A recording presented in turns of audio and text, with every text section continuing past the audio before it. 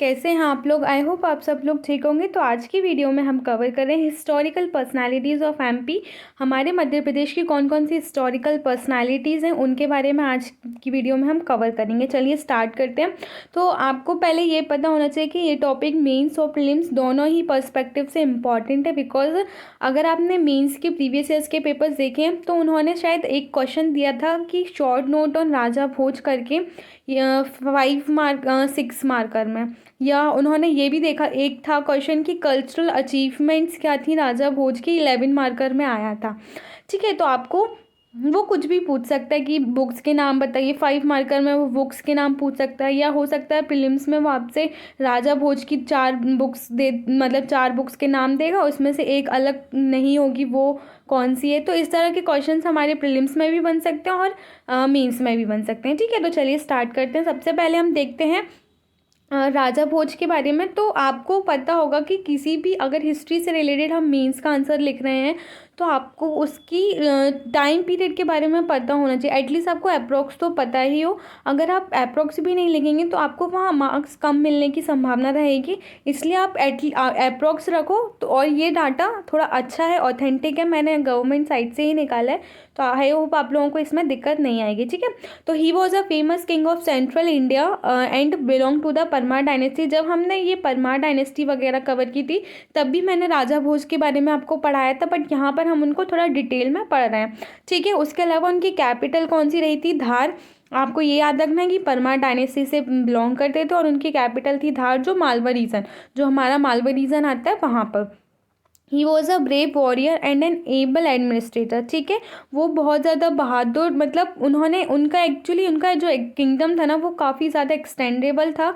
That's why अपन उनको brave warrior और able administrator बोल रहे हैं। ठीक है, उनका जो किंगडम था या उनका जो एम्पायर था वो कहाँ से कहाँ तक का था, तो वो चित्तौड़ से नॉर्थ में चित्तौड़ एंड साउथ में हमारा ये जो कोंकण रीजन है उसके नॉर्दर्न पार्ट्स तक, and from the Sabarmati river in the west to Vidisha in the east.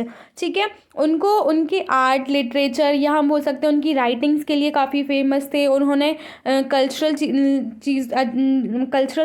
Field में उन्होंने काफ़ी अपना योगदान भी दिया था। जैसे कि उन्होंने भोजपुरी लैंग्वेजेस को काफ़ी उन्होंने इसमें राइटिंग्स लिखी हैं, तो इस वजह से एक तरीके से इसको कंट्रीब्यूशन दिया। ठीक है, उन्होंने काफ़ी बुक्स भी लिखी जैसे चंपू रामायण, गोविंद विलास, समारंगन, सूत्रधारा, सरस्वती कंथाभरण, युक्तिकल्प, तारू। तो ये 5 उनकी फेमस बुक्स हैं और आप लोगों को ये अच्छे से रटी होनी चाहिए। ठीक है, उन्होंने संस्कृत के लिए, संस्कृत स्टडीज़ के लिए एक सेंटर भी खोला था जिसका नाम है भोजशाला। ठीक है, उसके अलावा इन्होंने भोपाल सिटी का भी फाउंडेशन रखा था, तो ये भी एक इम्पॉर्टेंट पॉइंट है, इस पर स्टार मार्क करेंगे। उसके अलावा उन्होंने lake Bhojtal was also constructed during his reign. इनके रेन में, मतलब इनके टाइम पीरियड में लेक भोजताल भी बनी थी। ठीक है, ऐसे कुछ इंस्क्रिप्शंस हैं जिनसे हमें पता चलता है ये भोज, राजा भोज की जो भी अचीवमेंट्स हैं या जो भी उनके बैटल फील्ड्स रहे हैं वो कौन कौन से हैं, प्रबंध चिंतामणि और भोज प्रबंध। तो ये दोनों आपको अच्छे से याद होने चाहिए। ठीक है, तो ये राजा भोज की आपको मिल जाएंगी। अब आगे हम देखते हैं रानी दुर्गावती। इनका काफ़ी ज़्यादा बैटल्स, मतलब इन्होंने काफ़ी ज़्यादा लड़ाइयाँ लड़ी थी, तो इस वजह से ये ज़्यादा इम्पॉर्टेंट हो जाती हैं। ठीक है, ये ruling queen of Gondwana region और गढ़मंडला भी बोलते हैं, मतलब इनका जो स्टेट था उसका नाम गढ़मंडला था, लेकिन आज प्रेजेंट में अगर आप देखेंगे तो जो हमारा जबलपुर वाला रीजन बनता है वही पास्ट में गढ़मंडला रहा था। ठीक है, she was born in the Kalinjar fort. Kalinjar fort में इनका जन्म हुआ था, लेकिन क्या हुआ था कि इनकी शादी हो गई थी दलपत शाह से, जो गोंड डायनेस्टी के रूलर थे, तो ये आ गई थी गोंडवाना रीजन में। ठीक है, अब क्या हुआ था कि 1550 में इनके हस्बैंड जो थे दलपत शाह, उनकी किसी तरह डेथ हो गई थी, तो रानी जो थी उन्होंने जो भी मतलब किंगडम था उसको अपने अंडर में ले लिया था, फिर इन्होंने ही संभाला था। उसके बाद क्या हुआ था कि इन्होंने क्या किया था, ये बहुत ज़्यादा इम्पॉर्टेंट हो जाता है हमारे मेंस के लिए कि उनकी अचीवमेंट्स क्या क्या थी। तो उन्होंने अपने जो उनकी कैपिटल थी सिन्नौरगढ़, उसको उन्होंने चौरागढ़ किया था। क्यों किया था, जो चौरागढ़ था ना वो एक स्ट्रेटेजिक इम्पोर्टेंस का फोर्ट था, जो सतपुड़ा रेंजेस के पास पड़ता है, ठीक है, ऑन द सतपुड़ा रेंजेस। तो ये इम्पॉर्टेंट है कि उन्होंने क्यों शिफ्ट किया था, तो सिन्नौरगढ़ से उन्होंने चौड़ागढ़ किया था, ठीक है। उन्होंने काफ़ी टेम्पल्स बनवाए थे, उन्होंने काफ़ी धर्मशालास बनवाई थी, मठास बनवाए थे, और कुएं और सोशल वर्क भी उन्होंने काफ़ी ज़्यादा किया था, ठीक है। अब हम नेक्स्ट देखते हैं कि उनकी बैटल्स क्या रही थी, कि उन्होंने कौन कौन सी बैटल्स लड़ी, उस वजह से वो काफ़ी फेमस है या जानी जाती है हिस्ट्री में, ठीक है। तो क्या हुआ था 1556 में रानीस किंगडम, जो रानी का जो किंगडम था वो अटैक किया गया था बाज बहादुर के द्वारा, ठीक है। तो ये आपको थोड़ा डेट याद रखनी है कि कब किया गया था अटैक बाज बहादुर के द्वारा, 1556 में। बट इन्होंने उस अटैक को बहुत अच्छे तरीके से मतलब सफल कर दिया था, या इन्होंने अपने स्टेट को या अपने किंगडम को बहुत अच्छी तरीके से बचा लिया था, और जो सामने वाली जो ओपोनेंट पार्टी थी उसको काफ़ी ज़्यादा लॉस हुआ था। तो ये बहुत अच्छी अचीवमेंट थी कि इन्होंने अपने स्टेट को बहुत अच्छे से प्रोटेक्ट किया। उसके बाद 1562 में क्या हुआ कि अकबर ने बाज बहादुर को हरा दिया था। तो जो मालवा वाला रीज़न है ना, जो ये बाज बहादुर जहाँ पर ये रूल कर रहा था, तो वो वाला रीज़न इन्होंने अपने उसमें मिला लिया था, मुग़ल उसमें मुग़ल डायनेस्टी जो थी उसमें आ गया था। अब क्या हुआ कि इसके बाद क्या हुआ था कि एक मुग़ल जनरल था ख्वाजा अब्दुल मजीद असफ खान था उसका नाम, मैंने माजिद तक लिखा है बस उसका नाम, ठीक है। तो क्या हुआ था कि उसको जो रानी का स्टेट था ना, उसमें जो भी प्रॉस्पेरिटी थी ना, उसको काफ़ी इससे बहुत लालसा हुई थी। तो इस वजह से उसने सोचा कि वो उसके किंगडम पे अटैक करेगा। तो क्या हुआ कि रानी ने डिसाइड किया कि वो एक डिफेंसिव बैटल को करेंगी, लीड करेंगी। और उन्होंने क्या किया कि जो नर्रई वाला रीजन है वहाँ जाकर, एक साइड था हिली रेंज और एक साइड थी दो रिवर्स गौर और नर्मदा। तो इस तरह से जो बैटल लड़ी जाती हैं, जिस साइड दो साइड जो होते हैं और बीच में अपन, उसको बोलते हैं डिफेंसिव बैटल, ठीक है। तो इसमें क्या हुआ था, रानी मतलब जीत गई थी और उन्होंने अच्छी तरीके से उसको हरा दिया था। अब क्या हुआ ही नेक्स्ट डे असफ क्या किया, असफ खान जो था मुग़ल जनरल, उसने और लोगों को लेकर आया और आर्टिलरीज और जो लड़ने के जो तरीके होते हैं जिनसे लड़ा जाता है और भी चीज़ें वो लेकर आया।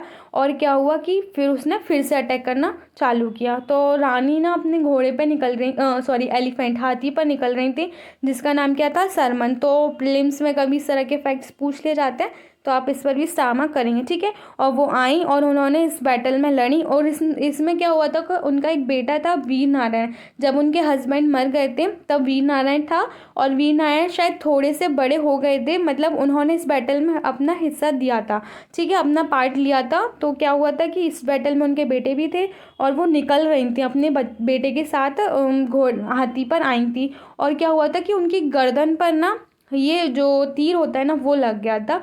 तो उन्होंने सोचा कि मैं उनसे मरने के बजाय उन्होंने खुद से ही अपने आप को मार लिया था। तो ये डेट याद रखनी कि कब लास्ट मतलब कब मरी थी वो, या कब उन्होंने अपने आप को मार लिया था, 24 जून 1564। तो ये काफ़ी ब्रेवरी का काम है कि उनको लगा कि ऐसा मेरे साथ हो गया, तो उन्होंने उन लोगों के बजाय खुद को ही मारना पसंद किया। तो इस वजह से इसी ब्रेवली वर्क के लिए वो जानी जाती हैं हमारी हिस्ट्री में, ठीक है। She is most remember for valiantly defending her state against the Mughal invasion and defeating the Mughal army. और 1983 में क्या हुआ था कि गवर्नमेंट ऑफ एमपी ने यूनिवर्सिटी ऑफ जबलपुर को क्या नाम दिया, रानी दुर्गावती विश्वविद्यालय, उनकी मेमोरी में, ठीक है। तो ये हो गई हमारी रानी दुर्गावती। देखो इसमें मैंने बैटल समझा दिया आपको, अचीवमेंट्स। अब आप इस तरीके से दो पॉइंट्स करके आप पूरे एक आंसर बना सकते हैं, ठीक है। नेक्स्ट देख लेते हैं देवी अहिल्याबाई, जिनका टाइम पीरियड था 1725 से 1795 तक, ठीक है। और she was the Holkar queen of the Maratha ruled Malwa kingdom, मतलब मालवा किंगडम में जो मराठा के अंडर था वहाँ पर ये आई थी, मतलब इनकी शादी होकर आई थी। लेकिन ये बेसिकली कहाँ से थी, अहमदनगर महाराष्ट्र से थी। और इनकी शादी किससे थी, खांडेराव, जो मल्हर राव होलकर के बेटे थे। अब क्या हुआ था, यहाँ पे एक स्टोरी है छोटी सी कि मल्हर राव होलकर जब गए थे उधर इधर ही अहमदनगर महाराष्ट्र में, तब इन्होंने रानी देवी अहिल्याबाई को देखा था, और ये इनसे काफ़ी ज़्यादा प्रभावित हुए थे कि इनकी जो भी सीखने के तरीके थे वो सब। तो इस वजह से उन्होंने अपने बेटे से शादी करवाई थी। अब क्या हुआ था कि 1754 में खांडेराव खुम्बेर के बैटल में मर गए थे। तो ये अपने लिए इतना इम्पॉर्टेंट नहीं है, हमें सिर्फ देवी अहिल्याबाई जी के रिलेटेड देखना है, ठीक है। उसके बाद क्या हुआ कि अहिल्या बाई आई और उन्होंने मतलब एडमिनिस्ट्रेटिव और मिलिट्री अफेयर्स को संभाला। अभी उनके जो मल्हर राव उनके ससुर हैं वो अभी जिंदा हैं, ठीक है। मतलब ये देख रही थी, मतलब सीख रही थी कि क्या कैसे क्या होता है, ऐसा अभी इनके अंडर नहीं आया था सब कुछ। लेकिन क्या हुआ, कुछ टाइम बाद मल्हर राव होलकर की भी डेथ हो गई या वो भी मर गए। अब उनके अंडर में सारा किंगडम आ गया कि उन्होंने फिर अपने किंगडम को संभाला। उन्होंने जो भी रीज़न था उनका, मालवा किंगडम, उसको उन्होंने अंडर में लिया और फिर उन्होंने उसको संभाला और तब से वो क्वीन ऑफ मालवा किंगडम उनको बोला जाता है, ठीक है। फिर क्या हुआ कि उनकी बैटल्स क्या क्या हुई वो देख लेते हैं हम, कि she protected her kingdom from Muslim invaders as well as plundering Gonds और भील्स, ठीक है। तो उन्होंने क्या हुआ था कि जब मुस्लिम इन्वेडर्स आते थे उससे उन्होंने अपने किंगडम को काफ़ी अच्छे से प्रोटेक्ट किया। और जो गॉन्स और भील वाला जो रीज़न आता है, जैसे कि आपको पता होगा कि जो भील्स का जो रीज़न है वो झाबुआ, अलीराजपुर, धार, ये वाला जो रीज़न आता है, तो यहीं पर भील्स और गोंड्स भी मिलते थे, उनको भी लूटने से बचाया था इन्होंने, ठीक है। उसके अलावा she was a great builder, achievements देख रहे हैं हम उनकी। She moved her capital to Maheshwar, उन्होंने अपनी कैपिटल को महेश्वर शिफ्ट किया था नर्मदा के किनारे, और वहाँ पर एक फोर्ट बनवाया था जो मराठा आर्किटेक्चर का बहुत अच्छा एग्जाम्पल है, ठीक है। उसके बाद क्या हुआ था कि जो महेश्वर है, आपको लोगों को पता है महेश्वर साड़ी और काफ़ी फेमस है, इंडस्ट्रियल कैपिटल है। उसके अलावा आर्ट, आर्किटेक्चर, लिटरेचर और स्कल्पचर के लिए बहुत ज़्यादा अच्छी डेस्टिनेशन है। उसके बाद क्या हुआ था कि इनके में मोरपंथ थे जो मराठी पोइट थे और संस्कृत स्कॉलर खुशहाली राम, इनको इन्होंने पैट्रोनेज दिया था। और मतलब ये वाला जो टाइम था जब इन्होंने मतलब इनको रानी के उस पर दिया गया था, तब से इस वाले पीरियड को बहुत अच्छे से ब्रेव वॉरियर के तरीके से देखा जाता है, ठीक है। उसके अलावा इस किसी तरह उनकी डेथ हो गई। फिर इस बस इनकी ये अचीवमेंट्स हैं कि इन्होंने अपनी कैपिटल को अच्छे से शिफ्ट किया। उसके अलावा उन्होंने क्या क्या काम किए अपनी मतलब सोसाइटी के लिए, अपने देश लोगों के लिए। तो एक तरीके से ये जो भी करते हैं वो भी एक तरीके से अचीवमेंट्स ही हैं उनके, ठीक है। 25 अगस्त 1996 को क्या हुआ था, the republic of India issued a commemorative stamp in her honour. और उसके अलावा अहिल्याबाई होलकर एयरपोर्ट आपको पता होगा इंदौर का, ठीक है, ये है वो अहिल्याबाई होलकर, ठीक है। अब हम नेक्स्ट देख लेते हैं रानी लक्ष्मीबाई, जिनका टाइम पीरियड था 1828 से 1858 तक, ठीक है। अब इनके बारे में भी सब लोगों ने सुना ही है, काफ़ी फेमस हैं और ये हमारे एमपी का लगा हुआ रीजन झांसी, ठीक है। तो क्या हुआ था, she was the queen of Maratha ruled Jhansi state situated in the north central part of India. She was one of the leading figures of rebellion of 1857 and became for Indian nationalists a symbol of resistance to the British Raj.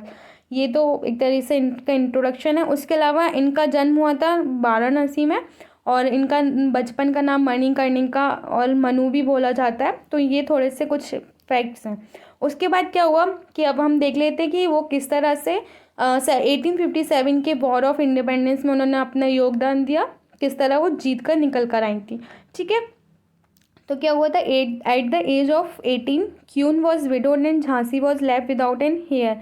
क्या हुआ था कि इनकी शादी हुई थी शायद 7 या 8 ईयर्स की थी, सिर्फ ये बहुत छोटी थी तब इनकी शादी हो गई थी। लेकिन 14 साल की उम्र में ये अपने मतलब जहाँ पर इनके हस्बैंड रहते थे वहाँ पर ये आई, उसके पहले नहीं थी, ये अपने घर ही रहती थी।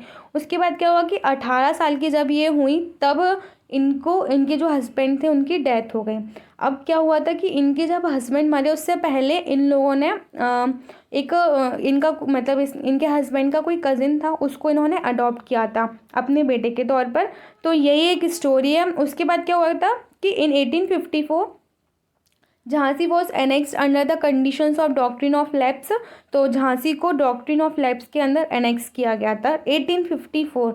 स्टार मार्क करेंगे इस डेट पर, ठीक है, ईयर पर। अकॉर्डिंग टू दिस रूल, इस रूल के अंदर क्या होता है कि जो भी इंडियन किंगडम होता है जिसका कोई बेटा नहीं होता है, खुद जैसे बोलते हैं खुद का बेटा नहीं होता है, तो उसको मतलब ब्रिटिश कंट्रोल के अंदर मिला लिया जाता है उस स्टेट को या उस रीजन को। तो ये कुछ था।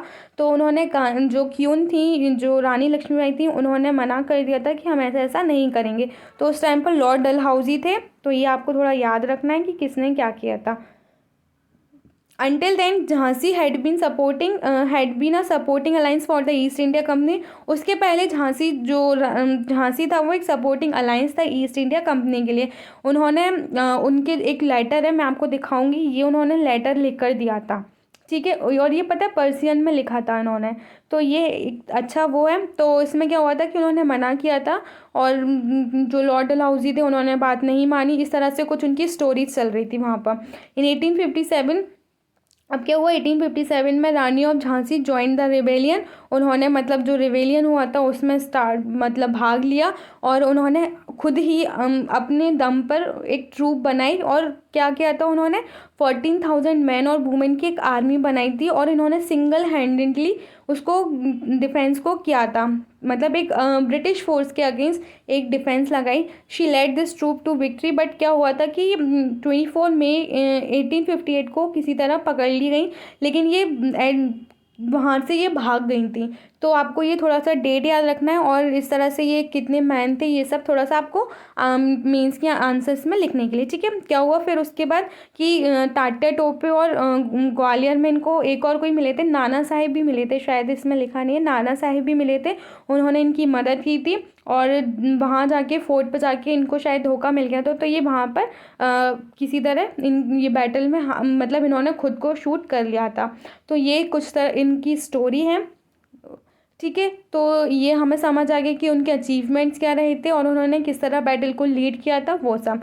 उसके बाद ये उनका जो सर ह्यूग्रोस थे, मतलब जिन्होंने रानी है ना उनके पीछे पड़े थे, ऑफिसर कमांडर जो थे वो कौन थे, सर ह्यूग्रोस। उन्होंने कुछ इस तरह से उनके लिए कुछ वर्ड्स लिखे थे कि the rani was remarkable for her bravery, cleverness and perseverance, her generosity to her subordinates was unbounded. These qualities combined with her rank render her the most dangerous of the rebel leaders। तो उनको मतलब most dangerous बोला था, जितना भी उनने rebel देखा था या उस टाइम पर रिबेलियन हुआ था 1857 का, तब उन्होंने बोला था कि ये सबसे ज़्यादा डेंजरस पर्सन थी, ठीक है। और किसी एक ने भी बोला था कि मुझे अभी स्टेटमेंट याद नहीं आ रहा, किसी ने बोला था कि ये पूरे उस लड़ाई में मैंने सिर्फ एक आदमी को देखा, ऐसा कुछ स्टेटमेंट था, वो मैं आपको बताऊंगी नेक्स्ट वीडियो में। बट ये आज की वीडियो में हम यहाँ तक देखते हैं, और ये पर्शियन लैंग्वेज में लिखा था उन्होंने उसको लॉर्ड डलहौजी को, ठीक है। तो ये कुछ तरह इनकी स्टोरीज़ हैं। तो आई होप मेरी वीडियो समझ आ रही होंगी, और ये जो कंटेंट है आपके मेंस के लिए बहुत ज़्यादा इनफ भी है, आप इजीली इसमें आंसर्स बना सकते हैं, अपने क्रिएट कर सकते हैं, ठीक है। आई होप मेरी वीडियोस आपको अच्छी लगी, अगर लग रही है तो प्लीज़ ज़्यादा से ज़्यादा शेयर कीजिए, सब्सक्राइब कीजिए, कमेंट सेक्शन में ज़रूर लिखिए कि आपको वीडियोस कैसी लग रही हैं। Thank you.